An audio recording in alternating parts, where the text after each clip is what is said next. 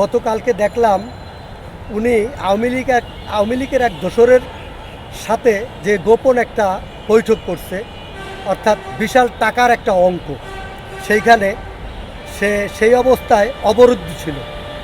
অর্থাৎ হাসনাত আবদুল্লাহ, শুধু হাসনাত আবদুল্লাহ না, হাসনাত আবদুল্লাহরা, অর্থাৎ যে কয়জন সংসদে গেছে তারা 6 জন। এই 6 জন তাদের কথা বলতে দেওয়া হয় না, এটা আমার কাছে মনে হয় না। কারণ হইল তারা কথা বলতে জানে না, এই জন্যই তারা কথা বলতে পারে না। কথা বলতে জানবে কিভাবে? তারা তো আসছে আসলে জনগণের টাকা লুটপাট করার জন্য, জনগণের টাকা চুরি করার জন্য।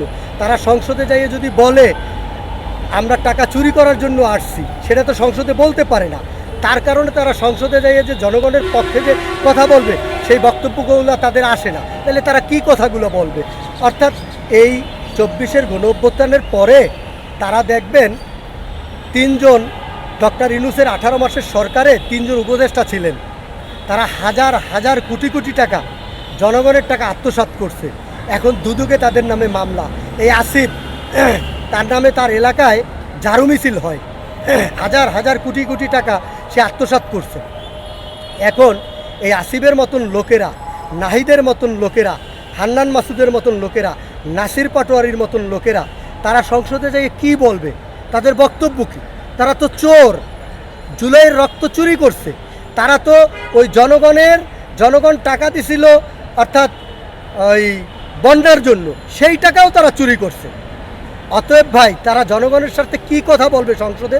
তাদেরকে কথা বলতে দেওয়া হয় 6 মিনিট 5 মিনিট, তাদেরকে কথা বলতে দেওয়া হয়, তারা ওয়াক আউট করে। সেখান থেকে নাহিদের মতন লোক বলে তাহলে সংসদে থেকে লাভ কি, আমরা চলে যাই।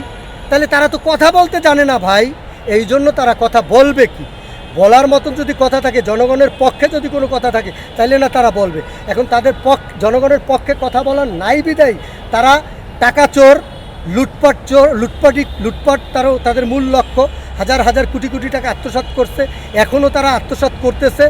অত সংসদে যাই তো এই কথা বলতে পারে না। এই জন্য আর জনগণের পক্ষে কথা বলতে হইলে জনগণের পক্ষে কথা বলতে হবে রাস্তাঘাট নিয়ে, জনগণের কিভাবে উন্নত করা যায়, জনগণকে কিভাবে উন্নত রাষ্ট্রে পরিণত করা যায়, মানুষকে কিভাবে খাদ্যে অভাব থাকলে তাকে খাদ্য সম্পূর্ণ করা যায়, চিকিৎসা অভাব থাকলে চিকিৎসা তারে কিভাবে দেওয়া যায়। এই কথাগুলো তো ভাই আমি সংসদে আজ পর্যন্ত তাদের মুখে কথা শুনি নাই। তারা প্রতিনিধি হয়েছে, সংসদে তারা গেছে, কিন্তু জনগণের পক্ষে যে কথাগুলো বলার দরকার এই কথাগুলোই জানে না। কারণ হইল তারা তো ছাত্র, তারা তো আসলে কোঠা না মেধা, তারা তো আসলে মেধার জন্য। তারা আন্দোলন করছে মেধা নিয়া, নিজে ভালো চাকরি করবে, ভালো থাকবে, ভালো খাবে, ভালো গাড়িতে চলবে, ভালো বাড়িতে থাকবে, এইটার জন্য কোঠা না মেধা। সেইখান থেকে যখন আবু সাইদের মতন ভাই আমার শহীদ হয়, সেইখান থেকে আন্দোলন ভিন্ন রূপ ধারণ করে। তারপরে কিন্তু তারা এই আন্দোলনে চাঙ্গা হয়। এই ছাত্র জনতা অর্থাৎ সমস্ত মানুষ এই আন্দোলনে ঝাঁপায়ে পড়ে। এই আন্দোলনে আমি একজন জুলাই যোদ্ধা, তারেক লস্কর। আমি 18 তারিখ উত্তরায় রক্ত দিয়েছি, আমার এখনও গুলি আছে। 3 বার আমার অপারেশন হয়েছে, এখনও সমস্ত গুলি আমার বের করতে পারি নাই। অতএব তাদের মতন লোক ওই ভাতের হোটেলে হারুনের ভাতের হোটেলে আন্দোলন প্রত্যাখ্যান করছিল, আপনারা দেখে থাকবেন। সেদিন কিন্তু তারা বলছিল এই আন্দোলনে আমরা আর নাই, আমরা আন্দোলন প্রত্যাখ্যান করছি। সেই আন্দোলন কিভাবে চাঙ্গা হইল ভাই?